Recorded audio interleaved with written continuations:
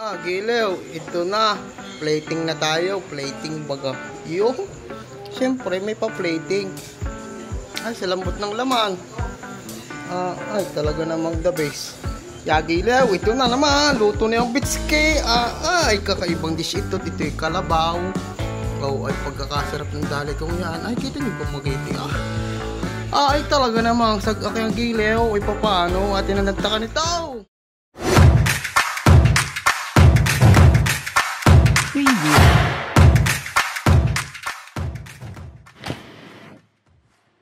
Pala yung aking nabiling karne ng kalabaw dun sa Mindoro.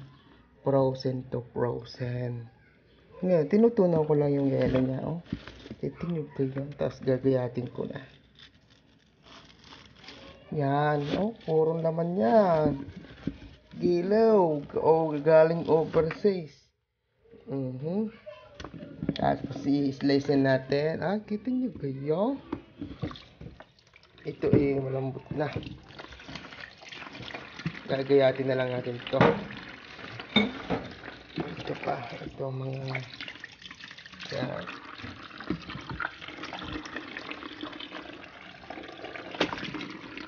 Yung gilew mga may ko na.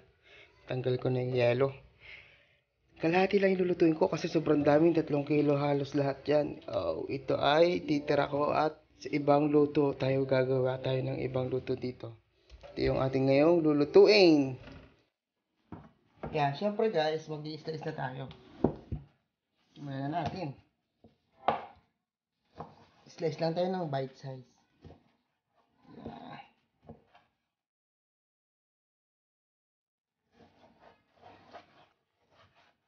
Like this.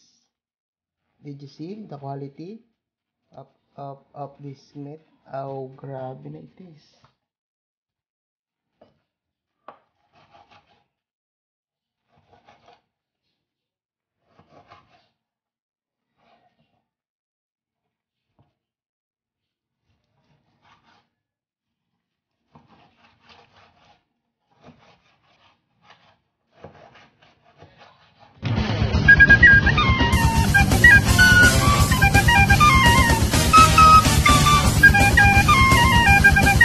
Nagayat ko na. Kita nyo ka, pagkakadami ay, pagkakaganda ng karne niyan, oh. High quality talaga, oh. Gilew, hinugasan ko ulit para mabawasan yung excess na dugo. Yan. Ito nyo ka ang quality ng karne ng kalabaw. Itong lulutuin ko na to, pwede nyo rin gawin sa baka. Mas less cholesterol lang at saka mas less konti ang ang mantika ng yan natin ang i-shoot dito. Gilew, syempre lagyan natin ng mantika. Yan, lagyan lang natin ng mantika. Syempre gilew, lalagyan natin yan dito. Sisir lang natin yan, turituhin para lumabas yung kanyang tunay na aroma. Sisir lang natin sa mantika. Yan. Gilew, after masaute ng kaunti. Yan, gilew, after masaute ng kaunti, lagyan natin ng bay leaves. Saka paminta. Yan. Tapos lagyan na natin siya ng tubig para palambutin natin. Yan, after lagyan ng tubig, lagyan natin ng konting asin. Mga pampalasa lang ng konti. Yan. Meron na yung paminta at saka yung laurel. Tapos palambutin lang natin siya within 1 hour. Okay, lock. Time check. Yes. 5:41. Han is the end studio. Time check. 6:41. 6:39 pala. Yan, atin nang i-check itong naluluto ito. Patayin muna natin. Pagkapatay, tanggalin natin itong ingin na ito. Galit na galit. After 1 hour, ay kita nyo ba kayo ang usok ng maigi. Gilew, tayo ay maggagayat muna ng sangkap.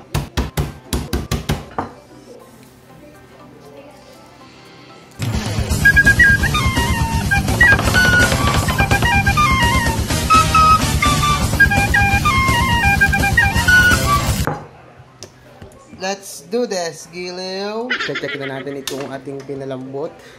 Kung lumambot nga ba talaga. Wow. Boy. Maganda. Quality. Parang corn beef. Oh. Ang silambot. Wari, kung lambot ka, 1 oras na pinalambot. 1 oras. The base. The base. Ito na ang aking hinahanap. Salang na natin ito. Yan, salang na natin giliw. Initin ng kawali. Oil of your choice. And my choice is pork oil. Yan, lagyan na natin ng bawang.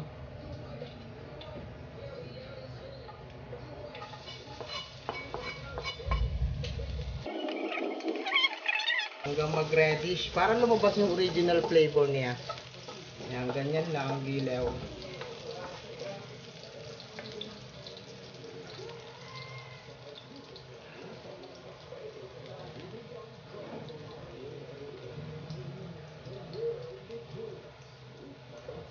Pagkakabango na.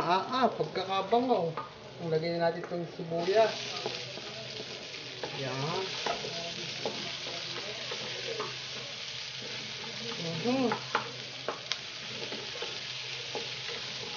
Yan, tapos ilalagay na natin itong ating pinalambot na karne.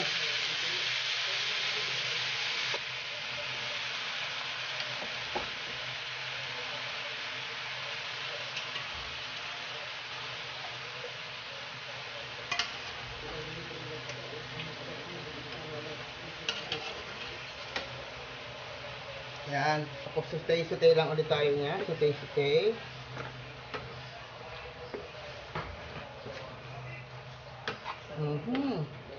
Sarap ito. Susutay lang natin ng papaganyan. Yan, lagyan natin ng konting MSG, king of flavor, tapos paminta. Yan.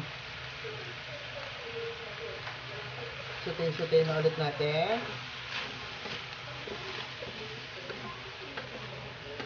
Tapos lagay na natin itong ating gata, yung ating creamy gata. Yan, frozen niya, kaya hindi ka lumabas.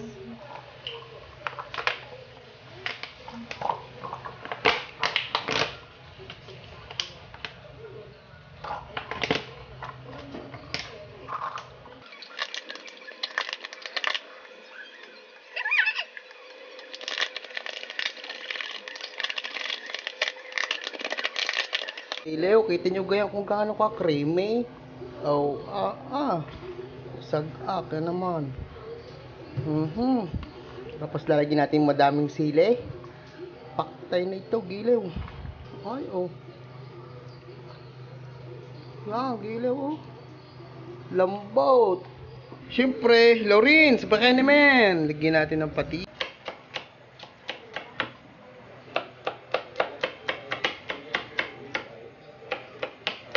Gilaw, ito na. Plating na tayo. Plating baga. Siyempre, may pa-plating. Tunay naman parang lengua di gata ito eh. Ako na nagsasabi sa inyo. Sa lambot ng laman. Talaga namang the best. Bago ilalagay nyo ito sa ibabaw. Ay sipol. Paano gilaw? Ito na. Gilaw, ito na naman. Luto na yung bitske. Kakaibang dish ito. Ito yung kalabaw. Pagkakasarap ng dalikong yan. Kita nyo pumagiti. Talaga namang sagak yung gilaw. Paano? Atin na nagtaka nito. Gilaw. Kita nyo bagang quality niyan. Talaga namang. Ito po, i-deliver na naman. Paano ba guys ito? Paano? Tikmay! Isugay! Gilaw. Pagkakasarap ng luto kong aray, ay kahit ipalaman sa tinapay, masarap. Tingnan nyo baga. Sa lambot naman na yan. Let's do that.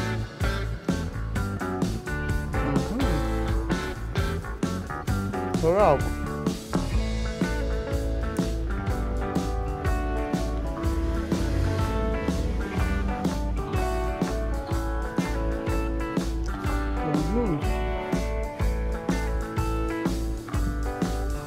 Paano?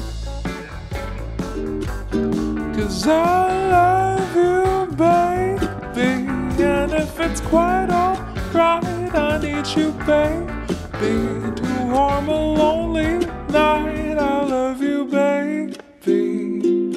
Trust in me when I say, oh, pretty baby, don't bring me down, I pray. Oh, pretty baby, now that I found you, stay and let me love you, baby.